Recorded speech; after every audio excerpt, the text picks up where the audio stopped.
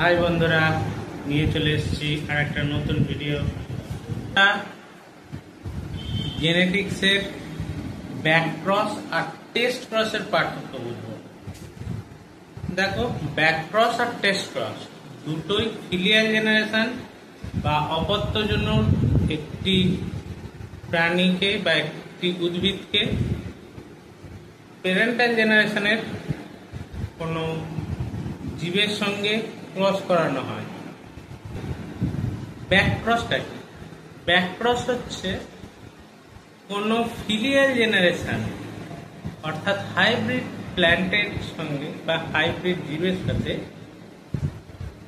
Parental জেনারেশনের যে কোনো একটা, প্যারেন্টাল ডমিনেন্ট হয়, প্যারেন্টাল রিসেসিভ হয়, যে কোনো একটার ক্রস করানোই হচ্ছে ব্যাক ক্রস। এবার টেস্ট ক্রসটা কি? টেস্ট ক্রস হচ্ছে ফিলিয়াল জেনারেশনের কোনো জীব, উদ্ভিদ বা প্রাণীর সাথে প্যারেন্টাল জেনারেশনের রিসেসিভের প্রাণীটার সাথে ক্রস করানো, অর্থাৎ সব ব্যাক ক্রস টেস্ট ক্রস। কেননা ব্যাক ক্রস মানে যে কোনো একটা হতে পারে, রিসেসিভ ডমিনেন্ট যে কোনো একটা হতে পারে, দুটোকে আমরা ব্যাক ক্রস বলতে পারি।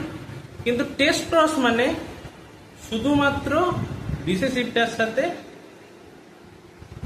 ফিলিয়াল জেনারেশনের প্রাণীর বা উদ্ভিদের, অর্থাৎ ফিলিয়াল জেনারেশনের সংক্রায়ন।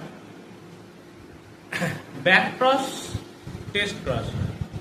টেস্ট ক্রসের উদ্দেশ্য কি?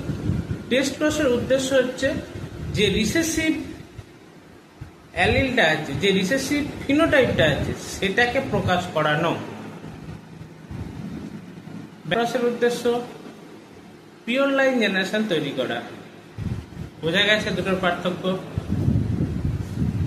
আজ এ পর্যন্তই, দেখা হচ্ছে পরের কোনো ভিডিওয়। লাইক সাবস্ক্রাইব করে দিতে ভুলো না।